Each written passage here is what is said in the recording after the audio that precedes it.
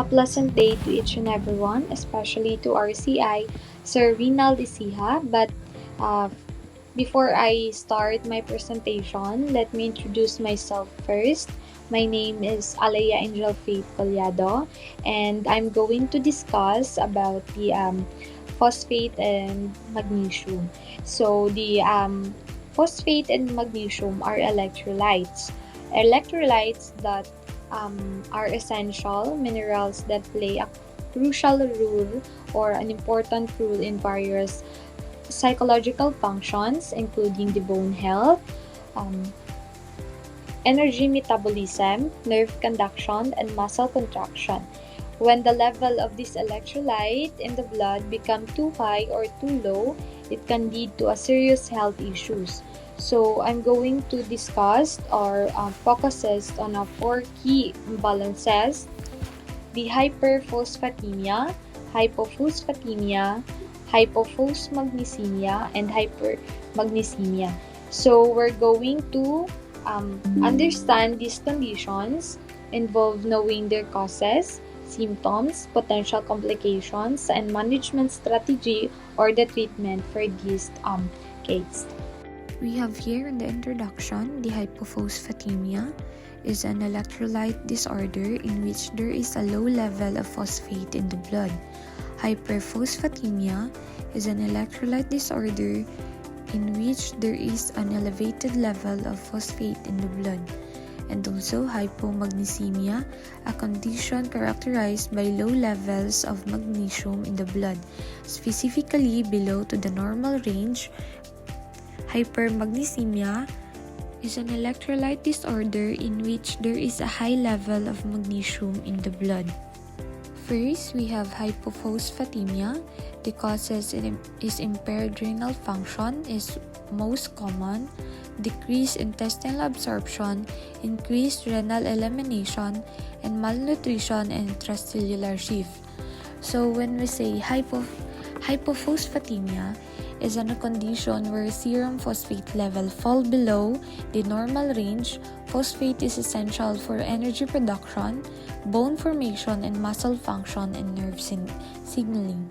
So, some causes of hypophosphatemia can occur due to several factors, is also including the malnutrition or refeeding syndrome, chronic alcoholism, diabetic ketoacidosis, prolonged use of antacids, hyperparathyroidism, respiratory alkalosis, excessive insulin administration causes phosphate to shift into the cell.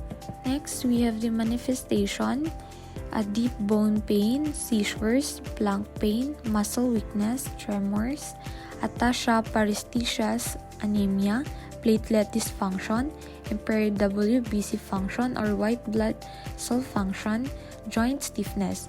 And also we have here the treatment: replacement therapy, 1 glass milk to 50 mg, oral or parenteral preparational. Next, we have hyperphosphatemia. Causes is acute phosphate overload, intracellular to extracellular shift, impaired elimination. So, when we say hyperphosphatemia is a condition where serum phosphate level exceed the normal range. Phosphate is involved in many cellular functions, including energy metabolism, bone formation, and acid-base balance. Elevate level can disrupt calcium balance and lead to serious complication. So some common causes include CKD or chronic kidney disease. Most common cause: impaired phosphate excretion, acute kidney injury, hypoparathyroidism, excessive phosphate intake, phosphate-based laxative or supplement, tumor lysis syndrome or rhabdomyolysis, cell destruction releases phosphate, vitamin D toxicity, increased phosphate absorption.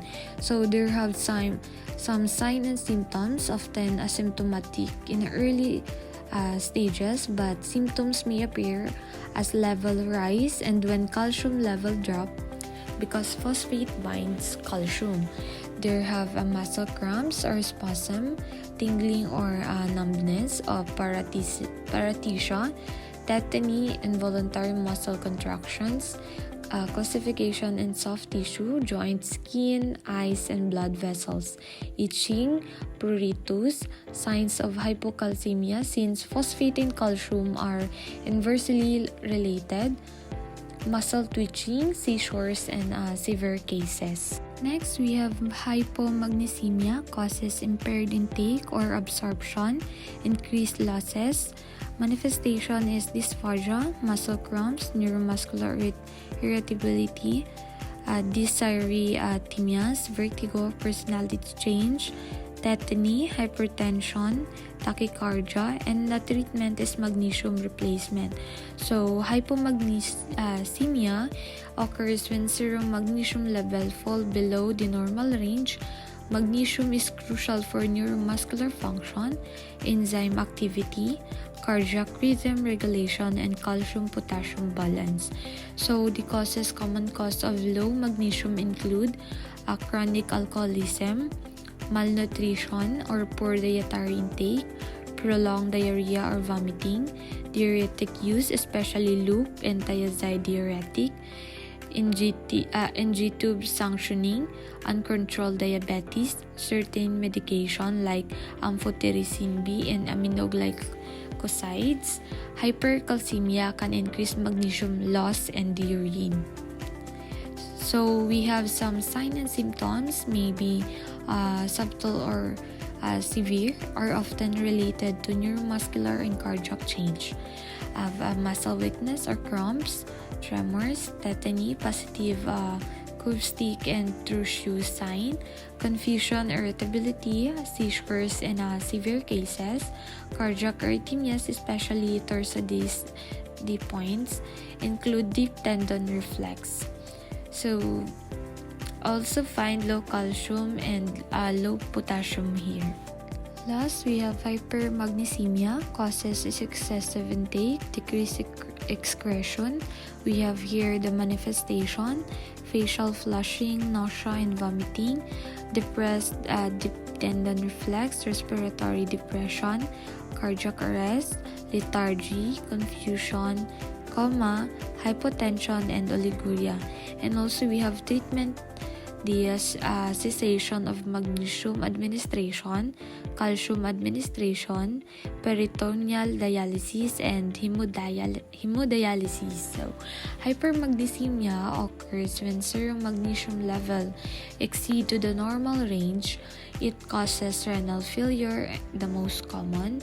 We have here the excessive intake and decreased excretion. So, excessive magnesium intake, like for example, antacids or laxatives, treatment for preeclampsia with magnesium sulfate, adrenal insufficiency.